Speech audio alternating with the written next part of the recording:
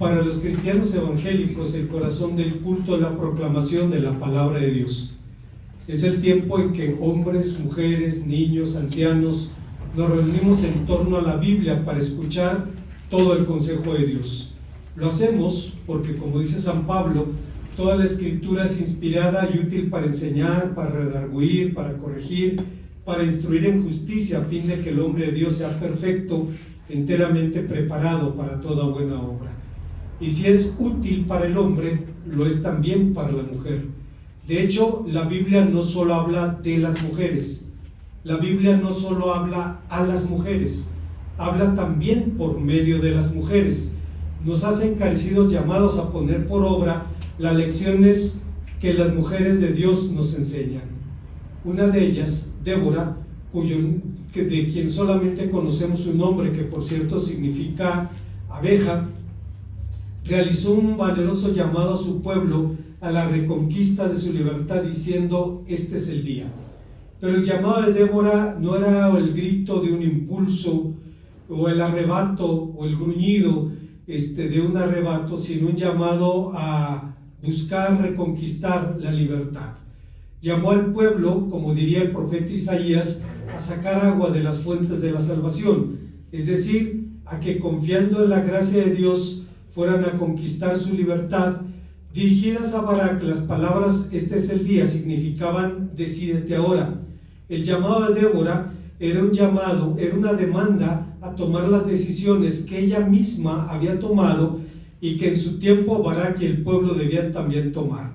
Para bendición nuestra, estas decisiones son las mismas que nos llevan a la victoria sobre las dificultades de la existencia humana y de la vida de fe. ¿Cuáles son esas decisiones? Veamos, hermanos, las respuestas que el texto nos ofrece. Antes, hermanos, de pensar en las enseñanzas de nuestra palabra, de la Biblia, de la palabra de nuestro Dios, debemos decir que sorprende la cantidad de referencias que encontramos en la Biblia a las mujeres, y especialmente a Débora, una mujer que aparece como líder espiritual y religiosa del pueblo de Israel. Una mujer de la que solo sabemos su nombre, que como decíamos significa abeja, pero que guió al pueblo a conquistar su victoria en una situación muy complicada. Ella le dice a Barak: este es el día, es el momento de ponerse en pie y luchar por la libertad. Lo llama a tomar las decisiones que ella misma había tomado. ¿Cuáles son esas decisiones? En primer lugar, la decisión de confiar en Dios. Antes de que Israel fuera gobernado por reyes, los jueces ejercieron la dirección espiritual y política de la nación. No eran jueces en el sentido que hoy entendemos. No eran, como dice la definición legal, órganos judiciales compuestos por personas físicas. Eran personas físicas dotadas por un llamamiento divino, líderes carismáticos, personas guiadas por el Espíritu Santo para desempeñar la triple tarea de juzgar a la nación, es decir, trabajar en favor de la preservación de la paz interna, dirigir al pueblo en la defensa contra sus enemigos y la instrucción del pueblo en el temor y el conocimiento de la ley. Dado el carácter sobrenatural de este llamado, resulta curioso que en el mundo judío hasta el presente se siga discutiendo si realmente Débora fue jueza de Israel, pues se dice las funciones de gobierno fueron reservadas por la ley para varones.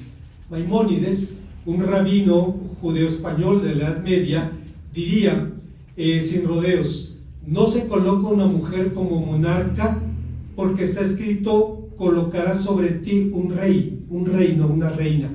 Y asimismo, para todos los puestos ejecutivos de Israel, ministro de guerra, capitanes de 50, capitanes de 10, solo se elegían a los varones.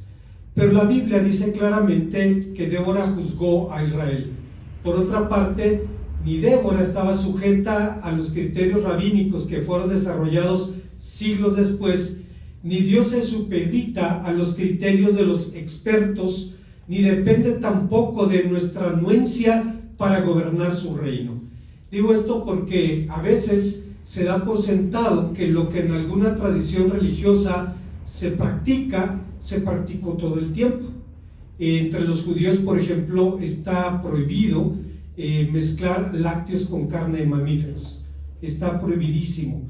Si usted corta con un cuchillo un pedazo de queso y un pedazo de carne, debe tomar ese cuchillo, enterrarlo en una maceta 8 días, sacarlo después de una semana, lavarlo y se ha purificado. Ellos giran en torno a la idea de pureza e impureza ritual, razón por la cual algunos pensarían que la Biblia enseña eso. Pero si usted va a la Biblia, encuentra al patriarca Abraham sirviendo mantequilla, leche y carne a sus invitados allá en el libro de Génesis capítulo 18. Esos criterios dietéticos fueron desarrollados en la Edad Media. Y así podríamos mencionar una buena cantidad de cosas que los judíos hacen, pero que no hicieron en el pasado, ni formaban parte de las enseñanzas de la palabra del Señor. El que Maimónides, uno de los sabios más importantes de Israel, dijera que no podía ser jueza porque la Biblia no designa a las mujeres para tareas de liderazgo, no significa que Dios pida permiso a los hombres o su anuencia para dirigir su reino. Él puede hacerlo de acuerdo a su voluntad y puede llamar, como diría el apóstol San Pablo, a lo débil del mundo y a lo vil del mundo y a lo que no es para deshacer a lo que es. Bueno, a diferencia de otros jueces que desarrollaron ministerios tribales y locales, Débora desarrolló un ministerio nacional. Dice la Biblia con claridad: los hijos de Israel subían a ella a juicio. Su marido se llamaba Lepidot, un fabricante de lámparas para el santuario, y algunos intérpretes judíos dicen que Lepidot y Barak eran la misma persona, lo que, aunque resulta improbable, los judíos dicen que era perfectamente posible, porque Barak significa rayo y Lepidot antorcha. Pero al margen de si era o no la misma persona, esta era una historia impactante, una historia de llamas y centellas. Débora era una mujer excepcional en circunstancias poco excepcionales. Debió vivir poco después del tiempo de Ruth, en época en la que el pueblo vivía un continuo ciclo de opresión, clamor, liberación, apostasía, clamor, opresión y clamor nuevamente. Es la razón por la que el último versículo del libro de los Jueces termina diciendo: en esos días no había rey en Israel y cada quien hacía lo que le venía en gana. Pero si ya era excepcional que una mujer juzgara a un mundo de hombres, si ya era excepcional que una mujer fuera líder espiritual de la nación, malo sería que estuviera dispuesta a acompañar al campo de batalla al general improvisado de un ejército improvisado. El sentido común le aconsejaría, como mujer, que buscara un lugar seguro para esperar el resultado de la batalla. Hoy en día, aunque las mujeres de Israel reciben instrucción militar, no se les permite combatir por el riesgo de caer en las manos del enemigo. Sin embargo, se les entrena en sistemas de defensa personal como Krav Maga, una técnica que se emplea contra toda clase de atacantes, y solo una persona que no estime sus dientes se atrevería a molestar a una dama así. Entre paréntesis, el país del mundo donde los hombres son más golpeados es en Israel, porque las mujeres saben defenderse, así es que no se meta con ellas. Pero la formación de Débora era en otro terreno, era en el terreno de la fe, y con ella iba a aniquilar a los opresores de su pueblo sin ponerles un dedo encima. Así pues, acompañó a Barak al frente de batalla, lo que demuestra su confianza en la palabra de Dios. No lo hizo por protagonismo, lo hizo porque Barak solo estuvo dispuesto a ir a la guerra si ella la acompañaba. Salomón diría siglos después, en Proverbios 31:10, que la estima de la mujer valiente sobrepasa a las piedras preciosas. Pero el valor de Débora no era una expresión de un carácter temerario, era la profesión de su fe, una manifestación tangible de su confianza en Dios. La confianza es esa actitud de renuncia voluntaria y de entrega positiva. Literalmente la palabra que se traduce como confiar significa caer al suelo, caer sobre el vientre, es decir, en un estado de total rendición. Débora decidió confiar en el Señor y acabó con sus enemigos hasta el último hombre y conquistó una victoria que trajo libertad y paz a su pueblo. De modo que, frente a las demandas de la obediencia, es necesario preguntarnos sinceramente en qué área de mi vida me es más difícil obedecer. Ante las crisis económicas, ante los problemas de salud, ante el quebranto de las relaciones significativas, ante los desafíos de la soledad por la soltería, la viudez o el divorcio, Dios siempre tiene una respuesta para nuestros temores y nuestras angustias, y esa es precisamente la base de nuestra confianza. Esto nos lleva a la segunda decisión que Débora tomó y llamó al pueblo y a su líder a tomar, la decisión de obedecer a Dios. Resulta curioso que desde la antigüedad se hayan hecho tantos esfuerzos por explicar esta victoria, una victoria que la Biblia presenta como un milagro. Hace 2000 años, un historiador judío llamado Flavio Josefo contaba una leyenda que proponía una explicación del milagro. Cuando entraron en combate cuerpo a cuerpo, llegó del cielo una gran tormenta con abundante lluvia y granizo que cayó sobre el rostro de los cananeos, de tal modo que no pudieron obtener ninguna ventaja de sus armas. La tormenta, en cambio, no incomodó a los israelitas porque estaba a sus espaldas. Así, algunos cayeron de las manos de los israelitas, otros fueron derribados por sus caballos, que se dispersaron, y muchos más murieron aplastados por sus propios carros. Siguiendo esta línea de pensamiento, intérpretes modernos elogian la flexibilidad táctica de Débora, cosa que la Biblia explica como simple docilidad a la dirección de Dios. Otros ven en Débora una aguda intuición militar al escoger con sumo cuidado el terreno de la batalla. Se ha dicho que la elección de un espacio reducido en torno a un arroyo en las ásperas rocosas del Tabor, sumado a una tormenta de lluvia y de granizo, hicieron imposible el despliegue y la maniobra de 900 carros de guerra con la que los cananeos perdieron su ventaja. Sin embargo, a decir de la Biblia, antes siquiera de que Israel viera a sus enemigos, el Señor había decidido el final de la batalla, y por esa razón Débora estimuló a Barak con una pregunta que solo podía tener una respuesta positiva. ¿Acaso no te mandó el Señor Dios diciendo: ve, junta a tu gente en el monte Tabor, y yo traeré hacia ti a Sísara con sus carros y su ejército, y lo entregaré en tu mano?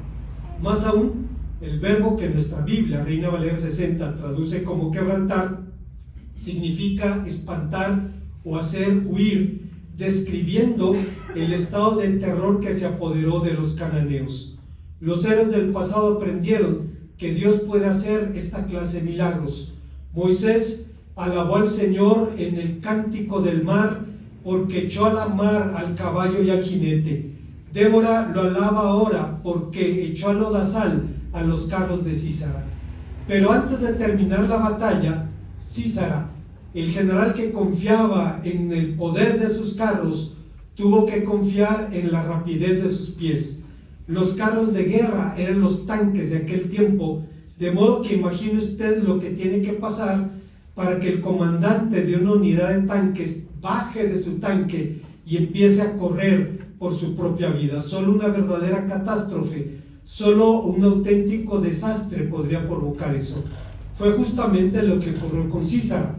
Resulta claro, como dice el salmista, que el rey no se salva por la multitud de su ejército, ni escapa el valiente por la mucha fuerza, que vano para salvarse es el caballo, y la grandeza de su fuerza no puede librar a nadie.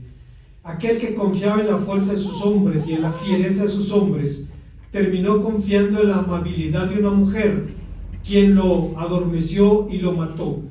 Todo esto nos demuestra que en esta historia la única persona prudente y sabia fue Débora. Barak confiaba en la presencia de Débora, Sísara en la confianza de la multitud de sus hombres. El primero puso su seguridad en la compañía de una sola mujer, el segundo en la compañía de un ejército, pero Débora puso su confianza en el Señor. Sin embargo, ni la sabiduría, ni la confianza, ni la docilidad a Dios son facultades congénitas, bienes inéditos. Son bendiciones que tienen que ser buscadas, decisiones que deben ser tomadas, valores que tienen que ser cultivados. Si bien el alma redimida encuentra su gozo en la obediencia, no obstante, siendo sinceros, nos resulta más fácil obedecer en algunas cosas que otras. Así que tenemos que preguntarnos en qué área de la vida me es más difícil la obediencia: en el orgullo, la arrogancia, en el amor, la aceptación a mi prójimo, en la sujeción al marido, en el amor a la esposa, en alguna forma de pereza, en la vanidad o cualquier forma de idolatría. Este es un buen día para sujetar a la obediencia cualquier forma de rebeldía. Hay una tercera y última enseñanza que encontramos en el pasaje, y es que cuando Débora dice hoy es el día, le dice a Barak que tome la decisión de enfrentar la vida con la certidumbre de Dios a su lado. Como señalamos anteriormente, el valor de Débora no era producto de un carácter temerario, sino la expresión de una confianza absoluta en Dios. Hay mujeres que, como se dice coloquialmente, son de armas tomar. Había contado la historia de una tía de mi esposa, la tía Esperanza, esposa de uno de sus tíos. Dice, ellos viven en Cuernavaca, y en alguna ocasión alguien le hizo una llamada para extorsionar a la tía Esperanza. Que si no me depositas tal cantidad de dinero, te voy a secuestrar a tus hijos. Y le dice la tía, espérame, déjame te digo lo que te voy a depositar. Va por su pistola y la detona al lado del teléfono. Esto te voy a depositar. Usted se imagina lo más que dijo. Dispara la pistola y cuando levanta el teléfono, no, el otro dijo, con esa no te metas, ¿no? Hay mujeres así. Pero, hermanos, no era el caso de Débora. Débora sabía que el Señor no salva ni con espada ni con ejército. Sabía que el Señor mismo había vendido a Israel para comprarlo de nuevo. El Señor había librado a su pueblo cada vez que se arrepentía sinceramente. Lo hizo en los días de Otoniel, de Jud, de Samgar, y sabía que lo haría también en esta ocasión. Se ha dicho con toda razón que las verdaderas protagonistas de esta historia fueron dos mujeres: Débora, la mujer que planeó la victoria, y Yael, la mujer que la consumó. Yael, que sin ser jueza, literalmente solucionó el problema con un golpe de martillo. Usted recordará la historia. Sísara, el comandante cananeo, huyó, llegó a un lugar desierto, encontró una tienda y le pidió refugio a una mujer de un clan aliado del pueblo de Israel. Le dice, dame agua porque me muero de sed, y la mujer le dio leche caliente. Los que hemos tenido bebés sabemos lo que pasa cuando le dan leche caliente a un bebé: se duerme, y le pasó a Sísara. Se quedó dormido como bebé de lado, la Biblia lo dice, tomó una estaca de carpa, la puso en su sien, y fue el fin de ese hombre. Cuando llegaron a buscarlo, lo encontraron clavado contra el suelo con una estaca que le había atravesado la sien. Débora oscurece, el Señor había librado en el pasado y lo haría también. Débora fue la mujer que planeó la victoria, Yael la que la consumó. Débora oscurece a cualquier juez o guerrero de Israel. Barak parecía más dispuesta a confiar en ella que confiar en la promesa de Dios. Pero en lugar de reprenderlo como madre de Israel, Débora accede a la petición de Barak.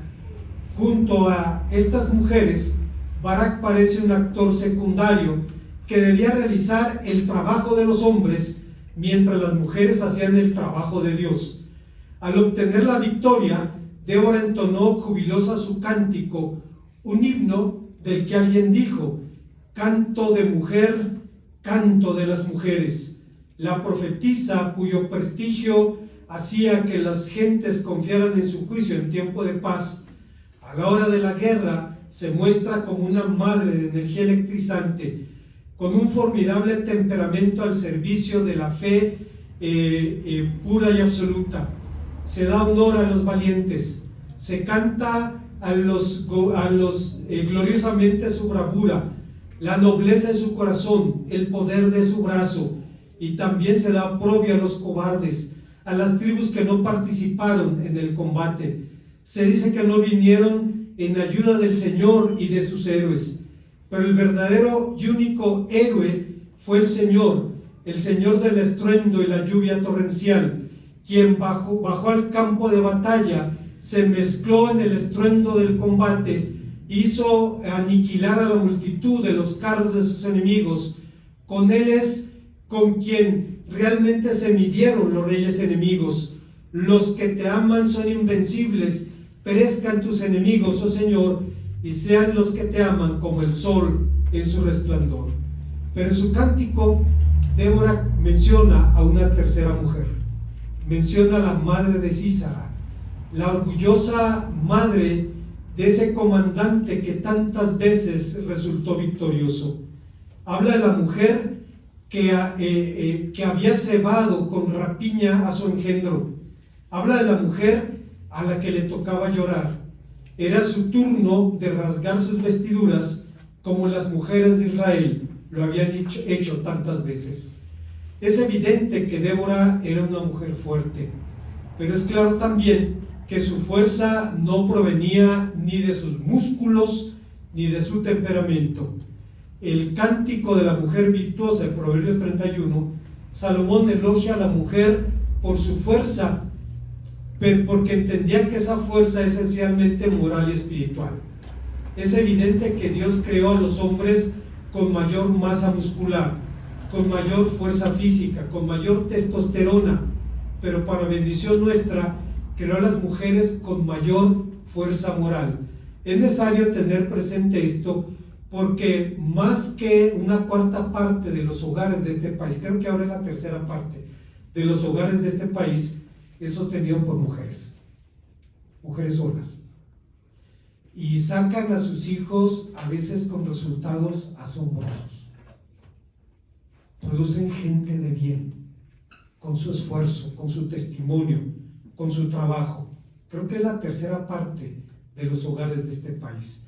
Son mujeres quienes con su trabajo y valor arrancan y labran, como diría el pastor Martin Luther King, piedras de esperanza de la montaña de la desesperanza. En el terreno social, mujeres como las patronas, mujeres campesinas, pobres y afrodescendientes, 4 condiciones que de facto colocan a una persona en un ciudadano de cuarta.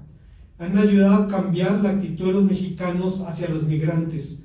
Han dado un rostro humano a la migración del hambre, porque nuestros migrantes también migran por hambre.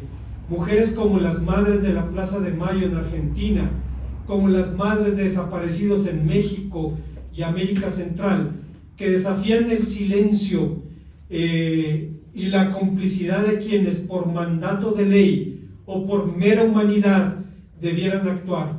Mujeres que pinchan, punzan la indiferencia activa de la sociedad ante males que son úlceras abiertas en el alma de nuestras naciones. Son mujeres a las que Dios afina para enseñarnos a cantar cantos de esperanza. Mujeres que nos enseñan y nos recuerdan aquel poema de el guatemalteco Otto René Castillo, quien dice: aquí solo queremos ser humanos, recordarle la patria al descarriado para verlo revolcarse en la nostalgia, cargar un pan a la calle de hambrientos hasta que se lancen a devorarnos el alma, darle cara de gallina a la miseria para que pueda devorarle el hambre, darle sabor de trigo a la saliva sola y espíritu de leche a la tormenta. Aquí solo queremos ser humanos, comer, reír, enamorarnos, vivir la vida, no morirla. Pero esta sensibilidad y este compromiso no son obra o fruto de una formación política o de evolución social. Nacen de la indignación justa, se alimentan de la fe y de la esperanza y del amor, y se vuelven las manos y los pies de la solidaridad. Esto convirtió a Débora en un paradigma de la mujer que lucha por los suyos, en la imagen de una maternidad intrépida que no retrocede ante nada. Como conclusión, cada vez que reflexionamos en la experiencia de los héroes de la Biblia, surge la pregunta: ¿cómo podemos poner por obra sus enseñanzas? Es evidente que tenemos mucho que aprender de estas mujeres, quienes en un mundo de hombres parecen opacarlos a todos. Pero para responder esa pregunta debemos dirigir nuestra mirada en otra dirección, a la fuente de las virtudes que ponderamos de Débora. Es necesario dirigir nuestra mirada hacia el Dios de Débora, porque es en Él que tiene sentido la indignación, la confianza, la obediencia y la fe. Esta historia es un capítulo más del viejo romance de la redención, de ese romance que siglos después expresaría el profeta Jeremías en su capítulo 31, cuando diría: con amor eterno te he amado, y por tanto te prolongué mi misericordia. Antes te edificaré y serás edificada, oh Virgen de Israel, todavía serás adornada con tus panderos y saldrás en alegres danzas. Pero como antes señalábamos, ni la confianza, ni la obediencia, ni la fe son facultades congénitas o innatas. Son cosas que deben ser buscadas, deben ser cultivadas. Así que, ¿cómo aprender a confiar en Dios en las realidades de la vida? El Señor Jesús enseñó en la parábola del sembrador que quien hace infructuosa la palabra no es el adversario ni sus huestes, sino los afanes de la vida. Mateo 13:18. Todos esos pequeños afanes que suelen que solo pueden ser derrotados mediante la obediencia, deben practicarse en forma constante y permanente. Deben materializarse en la llamada disciplina de la tenacidad espiritual. Oswald Chambers, un predicador británico del siglo pasado, diría: la tenacidad es más que resistencia, es resistencia combinada con la absoluta certeza de que lo que esperamos sucederá. Tenacidad significa más que aferrarse, lo cual solo podría estar revelando temor a salir o caer. Nuestro mayor temor no es que seamos condenados, sino que de alguna manera la causa de Jesucristo sea derrotada y que los hombres al final no prevalezcan y representen un objetivo inalcanzable para nosotros. Entonces viene el llamado a la tenacidad espiritual, pero no es un llamado a confiar sin hacer nada, sino a trabajar sabiendo que nunca Dios será derrotado. Finalmente, ¿cómo se aprende a enfrentar la vida confiando en Dios a nuestro lado? Los cristianos confiamos en una promesa inamovible. He aquí, yo estoy con vosotros todos los días hasta el fin del mundo. Débora no solo confiaba en la promesa, sino que actuó como si la tuviera. Actuó como Moisés, de quien el autor de la epístola a los Hebreos dice: se sostuvo como viendo al invisible. Débora se sostuvo no por sus ideales acerca del deber o el derecho, sino porque tuvo una visión de Dios.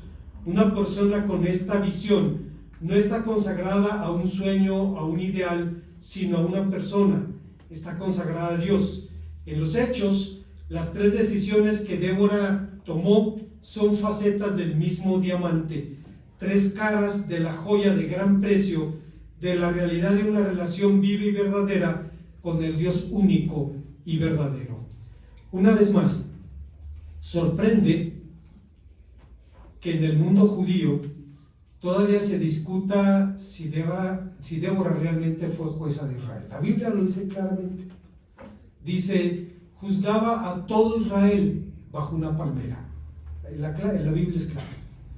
Los intérpretes judíos dicen, pero los roles de liderazgo no son para las mujeres. Pues imagínense usted, si no tuviera las mujeres, ¿qué mundo viviríamos, hermanos? La verdad es que sí, Dios dotó al hombre con más testosterona, más masa muscular, pero las mujeres con algo más importante es fuerza moral. La tercera parte de los hogares de este país son sostenidos por mujeres, y a veces con resultados sorprendentes, haciendo a sus hijos gente de bien, gente profesionista, gente trabajadora, a veces mujeres que tienen tercer año en primaria de instrucción, pero tienen bien jerarquizadas las prioridades de la vida.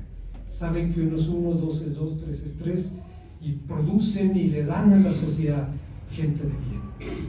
Decimos todo esto, hermanas, porque queremos decirles que le damos gracias a Dios por ustedes, por sus vidas, por su testimonio, por su amor y por su paciencia para con nosotros. Les agradecemos lo que son y en consecuencia lo que hacen, y le damos gracias a Dios porque han puesto su seguridad en la misma fuente que lo hizo Débora. Por esa razón, Débora llamó al pueblo a sacar aguas del pozo de la salvación. Lo llevó a la fuente, a la gracia de Dios, para que pudieran salir adelante. Dios las bendiga, hermanos. Oremos a nuestro Dios. Gracias, Padre, te damos por tus siervas, por su vida, por su testimonio, porque te vemos en ellas, porque vemos tu rostro, y porque también tu palabra dice que ellas son el reflejo de lo que nosotros somos como hombres. Ayúdanos, Señor, a hacer nuestra tarea, y bendice a tu pueblo en el nombre de Cristo.